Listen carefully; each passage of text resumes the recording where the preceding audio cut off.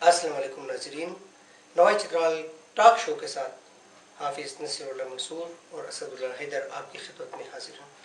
नाज़रीन, ये प्रोग्राम इस वक्त आपकी खिदमत में जो पेश करने जा रहे हैं, हम चित्राल सिटी में हैं। हमारे साथ हमारे मेहमान हैं जमीयत उलमाए इस्लाम चित्राल के ज़िली अमीर जनाब मौलाना कारी अब्दुर्रहमान कुरैशी साहब। नाज़रीन, ये आपको बताता चलूँ कि कारी अब्दुर्रहमान कुरैशी साहब हालिया दिनों जमीयत उलमाए इस्लाम चित्राल के ज़िली सदर मुंतखब हो चुके हैं। इससे पहले मौलाना अब्दुर्रहमान साहब कुरैशी से पहले जमीयत उलमाए इस्लाम के कई मरतबा अमीर मुंतखब हुए और जमीयत उलमाए इस्लाम की सीट चित्राल की सीट पर MPA मुंतखब हुए। और ये वो ज़माना था जहाँ जमीयत उलमाए इस्लाम को बहुत ज़्यादा कामयाबी मिली और चित्राल में बहुत ज़्यादा खिदमत करने का मौका मिला। और ये वो दौर था जब परवेज़ मुशर्रफ बहुत ज़्यादा पाकिस्तान के सियाह व सफ़ेद के मालिक थे और चित्राल में बड़े तरक्याती काम हुए और जमीयत उलमाए इस्लाम को यहाँ बहुत ज़्यादा तरक्की मिली। नाज़रीन, हालिया दिनों 2014 में जमीयत उलमाए इस्लाम की अमारत मौलाना अब्दुर्रहमान साहब से ट्रांसफ़र होकर जनाब कारी अब्दुर्रहमान कुरैशी के हवाले कर दिए गए हैं और इस वक्त मौलाना अब्दुर्रहमान कुरैशी साहब हमारे साथ हैं। हमारा आज का इंटरव्यू किसी कोई सियासी या कोई करप्शन या कोई और किसी बड़े इशू पर नहीं है। जमीयत उलमाए इस्लाम के नाम मुंतखब अमीर हैं मौलाना अब्दुर्रहमान कुरैशी साहब।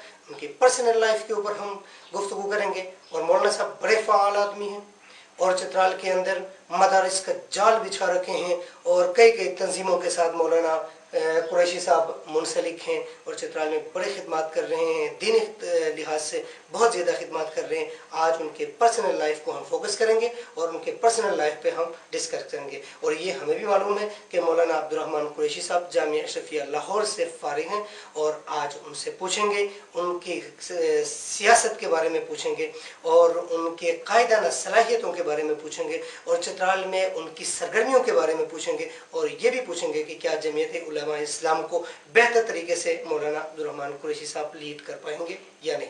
नाज़रीन, हमारे साथ रहिए। हम बात करते हैं जनाब मौलाना कारी अब्दुर्रहमान कुरैशी साहब से कि हमें बताइए, मौलाना साहब हमें बताएंगे कि जामिया अशरफिया से तालीम हासिल की और फरागत के बाद मौलाना का क्या किरदार रहा और चित्राल आए, यहाँ पे क्या कुछ किया। मौलाना तफसील के साथ गुफ्तगू करेंगे, देखिएगा। शुरू से लेकर आखिर तक और हदीस तक वहाँ इल्म हासिल किया। अल्हम्दुलिल्लाह असातिज़ा के साथ भी निहायत कुर्ब रहा और जामिया शरीफ की जो शाख नीला गुंबद में जो शाख है उसमें उनकी मस्जिद में अल्हम्दुलिल्लाह दर्जे सालिसा में था, तीसरे दर्जे में। उस वक़्त से 6 साल अल्हम्दुलिल्लाह मैंने मस्जिद की इमामत भी की और इस तरह असातिज़ा के साथ भी मेरा गहरा ताल्लुक़ रहा है। और फरागत के बाद 1991 का साल था और मैं तबलीगी जमात में साल लगाया तबलीग में रेवड़ जाकर और 1 साल अल्लाह के रास्ते में गुजारने के बाद दीन की खिदमत को अपने इलाके में करने के लिए, क्योंकि वादी कैलाश का वासी हूँ तो लाजमन हमारे यानी पड़ोस में यानी मुशरिक लोग रहते हैं और वो भी शरीफ लोग हैं निहायत, लेकिन चूँकि शुरू से उनके काफिराना अकीदत है और उस अकीदे के लोग वहाँ रह रहे हैं तो वहाँ उनमें काम करने की नीयत से और मैं सब कुछ लाहौर को छोड़कर अपनी इमामत वगैरह छोड़कर जो है मुझे चित्राल आना पड़ा और वहाँ आकर अल्हम्दुलिल्लाह 1 साल तक वहाँ हमने काम किया। बहरहाल तो चित्राल में उस वक़्त बच्चियों के मदरसे की कोई मदरसा नहीं था, तो इस वजह से यहाँ के जो तबलीग वाले साथी थे उनको लाहौर ले जाना, बच्चियों को पेशावर ले जाना मुश्किल पड़ रहा था। सफ़र के भी मशाकिल होते हैं तो उन्होंने भी बहुत इसरार किया वालिद साहब को। तो उस बिना पर मैं अपने बड़ी बहन को लेकर और चित्राल में रेहान कोट एक गांव है उस मकाम पे आकर हमने 1991 में बुनियाद डाली। तो अल्हम्दुलिल्लाह उसके बाद मैं खुद मदरसे की निज़ामत भी करता था, साथ ही जामे मस्जिद जो रेहान कोट की है उसमें पिछले टाइम नाज़रा पढ़ाता था, साथ ही मदरसे की निज़ामत भी करता था। तो अल्हम्दुलिल्लाह शाही मस्जिद में जो दारुल उलूम कायम है रियासत के ज़माने से, तो वहाँ पर दर्जे कुतुब का शोबा था लेकिन हिफ्ज़ का नहीं था। مولانا محمد شریف رحمۃ اللہ علیہ جو چمرکن مولانا کے نام سے مشہور تھے، بہت مشہور بزرگ گزرے ہیں، تو ان کے اصرار پر میں پھر شاہی مسجد میں نے حفظ کی کلاس بھی دی. تو 10-12 سال الحمدللہ میں نے وہاں پر بہت مضبوطی کے ساتھ میں نے حفظ کے شعبے کو 12-14 گھنٹہ وہ ایک ڈیوٹی دی، اور الحمدللہ اس میں کامیابی حاصل ہوئی، اور 300 سے زائد ایسے بچوں کو میں نے حفظ کرایا. حفظ کرانے کے بعد ان کو بڑے مدارس میں بھیجا. اب اس وقت پورے چترال کے کوئی گاؤں ایسا نہیں ہوگا جو بڑا گاؤں جہاں پر ہمارے شاگرد ہوں. الحمدللہ کلاسیں چالو ہیں. اور اس دوران 1994 میں الحمدللہ بیرون تبلیغ کے سال سے بھی کا سفر بھی کیا، اردن اور شام کا. تو 1 سال کا سفر الحمدللہ وہاں اس کا بھی کیا تھا. تو اس طرح شروع سے ہم تبلیغ کے ساتھ تعلق رکھتے ہیں.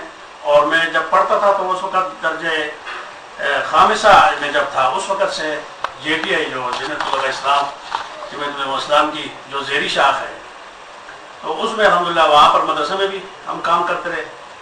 اور جب دور حدیث تک پہنچا تو اس وقت میں JTI کا صدر بھی رہا، اشرفیہ جامعہ اپنے مدرسے کے صدر. واپسی کے بعد یہاں آ کر الحمدللہ پڑھنے پڑھانے کے ساتھ ساتھ تبلیغ کا کام، اور تبلیغ کے کام کے ساتھ JUI کا ہم مستقل اس میں سیاست کے ساتھ ہمارا تعلق رہا ہے. اور ویسے میری خواہش تو یہ تھی کہ میں JUI کا ایک کارکن رہوں اور کارکن ہونے کی حیثیت سے کام کروں. بہرحال اب شاید ساتھیوں نے کچھ ضرورت محسوس کی تو ان کے اصرار پر، بلکہ ہمارے یہاں تو ووٹ کا نظام ہے، اس میں میرا نام تجویز کیا گیا اور اس میں ووٹ بھی دیا گیا، تو اس میں انہوں نے امارت کے لیے مجھے منتخب کیا ہے. تو میں دعا بھی کرتا ہوں، آپ لوگوں سے بھی دعاؤں کی درخواست کرتا ہوں کہ اللہ پاک ہمیں صحیح طریقے سے دین کی خدمت کرنے کی اور اپنی جمعیت کی اور علماء کی خدمت کرنے کی اور عوام کی خدمت کرنے کی کوشش کریں.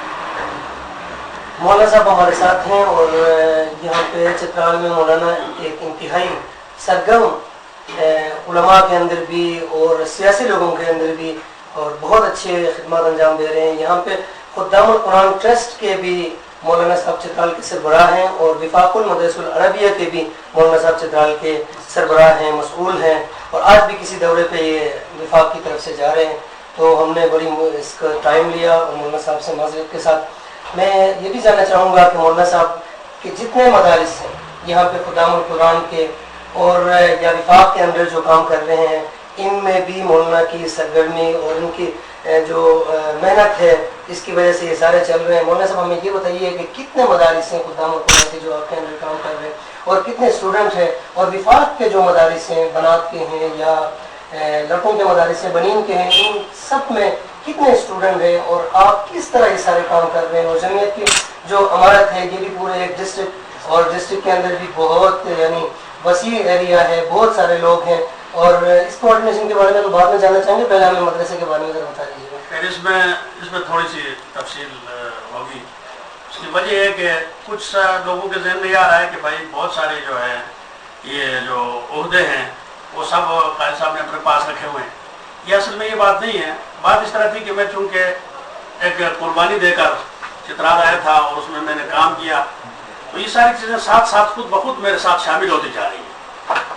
تو اس زمین میں یہ کہ ایک مدرسہ بنات کا یہ ریحان کوٹ میں جب ہم نے کھولا وہ جگہ تنگ پڑ گئی، جس کی وجہ سے ہم نے چمرکن کے مقام پر ایک عورت نے انہیں خواب میں دیکھا، خواب میں رسول پاک صلی اللہ علیہ وسلم کی زیارت ہوئی، تو ان کو کوئی اشارہ ایسا ملا جس پر مولانا شریف رحمۃ اللہ علیہ نے ان کی تعبیر یہ کی کہ بھائی یہ آپ زمین مدرسے کے لیے وقف کریں، یہ تو مدرسے کا کوئی اشارہ ہے. اس پر انہوں نے ہمیں ایک 2 کنال پر مشتمل ایک چکورم زمین ہمیں مہیا کی، اور الحمدللہ ہم نے پھر اپنا گھر گمبرید میں جو تھا اس کو بھی بیچ کر ساری رقم وہاں خرچ کر کے وہاں پر مدرسہ بنایا اور وہاں منتقل ہو گئے. تو اس طرح 3 مدرسے اس وقت ہمارے ذہن میں چل رہے تھے اور چل بھی رہے. تو الحمدللہ تو چونکہ مدارس چترال میں مدارس کے لحاظ سے چونکہ ہمارا کام ایک مضبوط کام تھا، اس وجہ سے وفاق والے جب آئے تو ان کی نظر میں بھی میں ہی تھا. تو اس وجہ سے وہاں شروع سے امتحانات بھی میں نے شروع کیے، بعد میں انہوں نے مجھے اس کا مسئول بھی بنایا. تو اس طرح خدام القرآن کے نام سے لوگ یہاں پر چونکہ غریب علاقہ ہے، دور دراز علاقہ ہے، تو یہاں کام کرنا چاہتے تھے، تو وہ تشریف لائے. تو کراچی کے ہمارے جو بزرگ ہیں مولانا عیسیٰ صاحب مرحوم رحمۃ اللہ علیہ، قاری فیض اللہ صاحب، اس طرح 2-4 جو بڑے حضرات ہیں، ان سے انہوں نے مشورہ کیا تو انہوں نے 4-5 نام دیے، جن میں مولانا حافظ الرحمان صاحب، ماسٹر جلال الدین صاحب، اس طرح میرا نام بھی تھا، اور ہمارے شاہی مسجد کے خطیب صاحب کا نام تھا. تو وہ لوگ ہمارے پاس آئے، جب آئے تو ہم سب اکٹھے ہوئے. تو قدرتی طور پر یہ ہوا کہ جلال صاحب بھی اور مولانا حافظ الرحمان صاحب، یہ سارے چونکہ سرکاری ملازم بھی ہیں، اس وجہ سے لازمان میں ذرا آزاد تھا، تو اس وجہ سے نظر مجھ پر ہی پڑی. تو خدام والوں نے بھی مجھے ہی سرپرست بنا دیا. تو الحمدللہ ان کو میں نے سروے کرایا پورے چترال کا، اوپر سرحد کا بھی، پھر گرم چشمے کا اور کابلستان کا بھی. تو ابتدائی طور پر ہم نے 40 کلاسیں دی مرکز میں ہی، تبلیغی جماعت کا جو مرکز ہے یہاں ہی کورس کرایا. تو کورس کرانے کے بعد اس میں الحمدللہ 115 حفاظ علماء شامل ہوئے، جو 85 کے لگ بھگ پاس ہو گئے تھے. تو ہم نے ابتدا میں ہم نے 65 مدارس کی. الحمدللہ ہوا کے چلتے کہ اب 250 کلاسیں خدام قرآن کے زیر نگرانی چل رہے ہیں، اور 12 نگران ان کے امتحان لینے پر مامور ہیں، اور میں سرپرست ہوں. بہت اچھا. مولانا آپ سیاست کی طرف آتے ہیں، وفاق کے بارے میں بھی ذرا. وفاق المدارس کے الحمدللہ شروع میں جب وفاق ہمارے مدرسے چل رہا تھا، حفظ بھی کر چکے تھے بہت سارے، اور دورہ شریف بھی چل رہا تھا، لیکن وفاق کے ساتھ منسلک نہیں ہوئے تھے.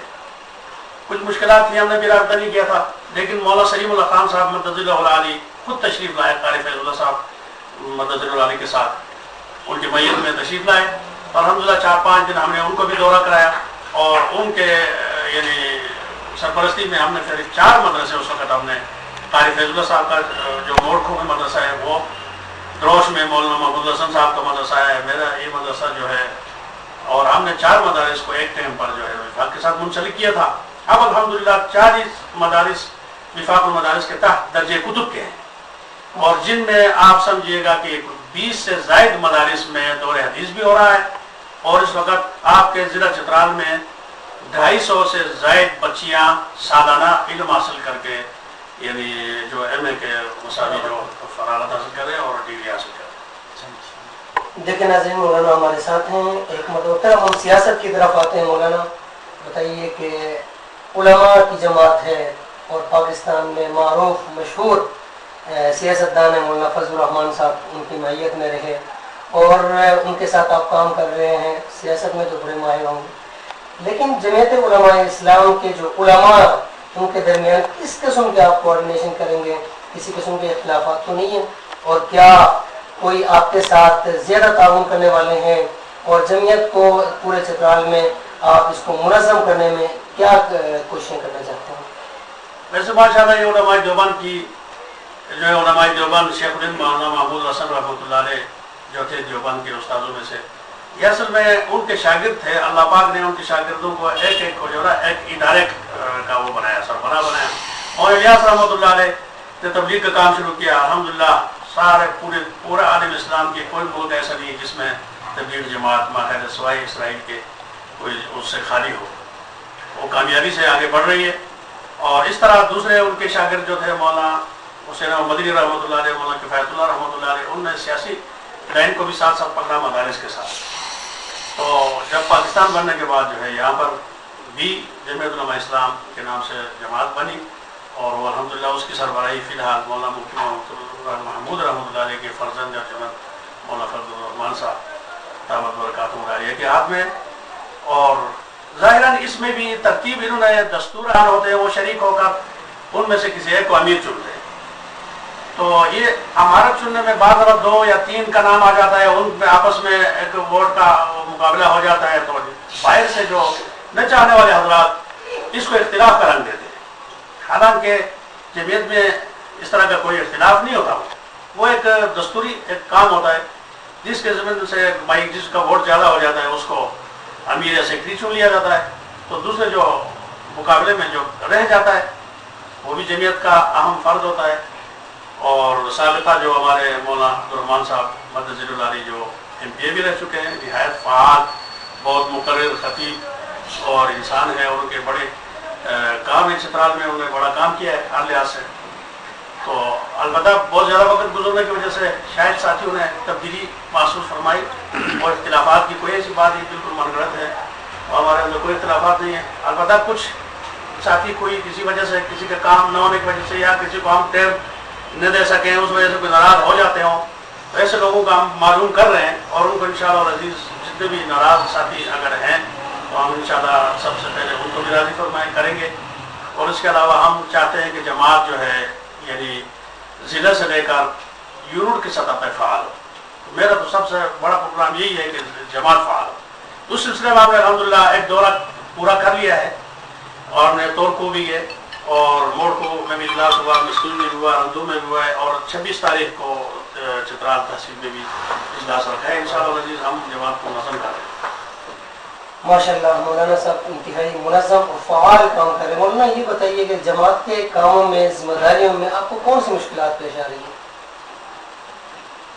جماعت کے کام چونکہ شروع سے میں اس میں مصروف رہنے کی وجہ سے مجھے اتنی زیادہ دقت تو نہیں ہو رہی، لیکن البتہ چونکہ مدارس کے کام اور ٹرسٹ کی ذمہ داری، میرے اپنے جو 2-3 مدارس چل رہے ہیں ان کی ذمہ داری، کچھ میرے بچے چونکہ پڑھ رہے ہیں سارے، اور ان سے بھی میں کوئی دنیاوی کام نہیں لے رہا ہوں تاکہ ان کی تعلیم میں حرج نہ ہو، تو اس وجہ سے کچھ کاروبار بھی ہے، تو اس وجہ سے تھوڑا سا مجھے یعنی زیادہ وقت دینا پڑتا ہے، اور زیادہ وقت مجھے باہر رہنا پڑتا ہے.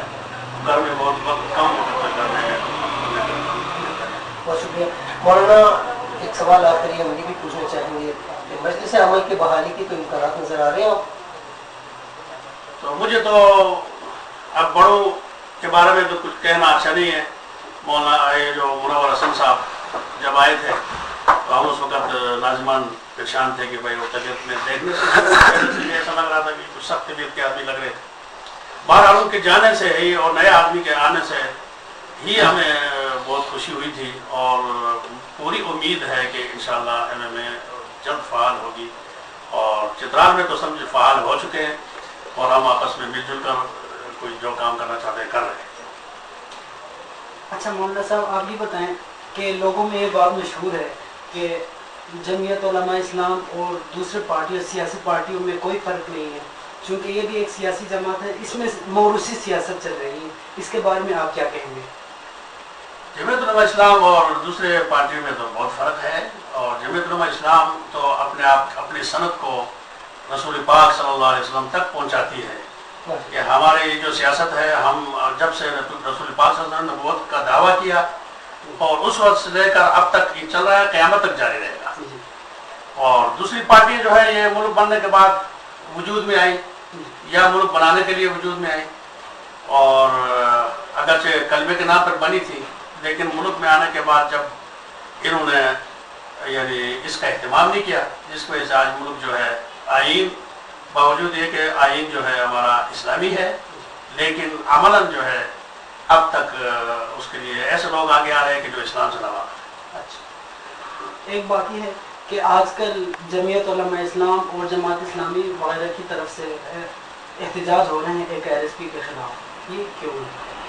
اور باقی یہ ہے کہ بات آپ کے سوال کا ایک جز رہ گیا تھا کہ بھائی جماعت اسلامی اور جماعت علماء اور ان کا فرق یہ ہے کہ جمعیت علماء اسلام علماء کی سرپرستی میں ایک جماعت ہے، اور باقی جو جماعت ہے علماء کی سرپرستی ان میں ضروری نہیں ہے.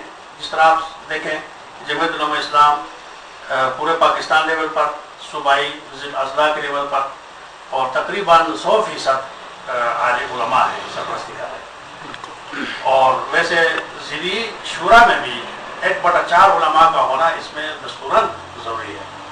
اور دوسرے جماعت اسلامی بھی اسلام کے دعوے دار بھی ہیں، اسلام کے لیے آواز بھی اٹھاتے ہیں، لیکن علماء کی سرپرستی میں نہیں ہے.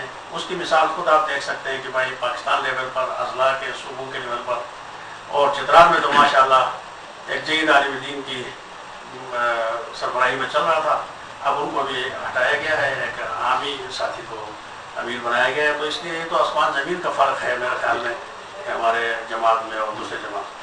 مولانا اس میں ایک بات اور ذہن میں آ رہی ہے، وہ یہ ہے کہ یہاں پہ علماء کی سرپرستی ہے، لیکن مجلس عمل کے دور میں ہم نے دیکھا کہ اکرم خان درانی ہے کہ رکن تھے، اور اسی طرح اسپیکر، ڈپٹی اسپیکر جو جماعت اسلامی کی طرف سے تھے، وہ سارے کوئی علماء کو کوئی نمائندگی نہیں دی گئی. اس کے بارے میں آپ کیا فرمائیں گے؟ جو میں نے آپ کو جو بتایا ہے اس میں یہ ہے کہ جمعیت کی سربراہی علماء کی ہے.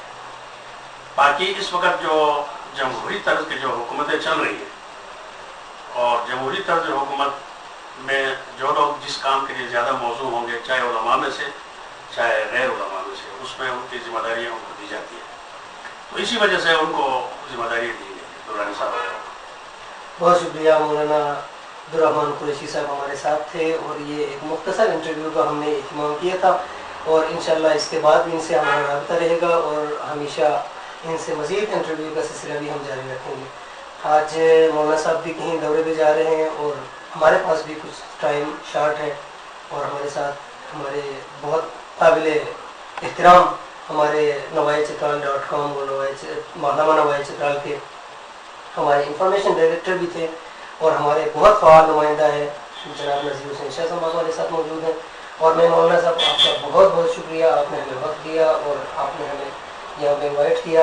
और असदुल्ला साहब भी हमारे साथ हैं, कुछ कहना चाहते हैं, मैं ज़रा एक मरतबा इसकी बात सुनना चाहता हूँ। आखिर में आप nawaichitral.com के तवज्जुह से चित्राली आवाम को कुछ पैगाम देना चाहेंगे? हम चित्राली आवाम को ये पैगाम देना चाहेंगे कि चित्राल हर लिहाज से चित्राली जो कौम है कि इनके आम जो तहजीब है, आम रस्म व रवाज हैं, वो भी इस्लाम के करीब हैं। इनका मोहब्बत, इनका यानी मेहमान नवाजी और रिश्तेदारी, गम खुशी में शिरकत वगैरह तमाम चीज़ें, अक्सर चीज़ें जो हैं इस्लाम के बिल्कुल मुताबिक हैं। और हम इनको ये पैगाम देंगे कि भाई आप मगरबी तहजीब के जो प्रचार करने वाले हैं, नाच गाने को जो प्रचार कर रहे हैं, उन लोगों से परहेज़ करें और अपने बुज़ुर्गों के, अपने जो चित्राल की तहजीब को बरकरार रखते हुए उलमा के साथ अपना जोड़ रखेंगे तो इंशाअल्लाह रज़ी हमारे मुल्क की तरक्की के लिए और उनकी साबिक़ा तहजीब को बरकरार रखने के लिए बेहतर हो। बहुत बहुत शुक्रिया मौलाना, बहुत बहुत शुक्रिया, आपका शुक्रिया अदा करते हैं। अस्सलाम वालेकुम।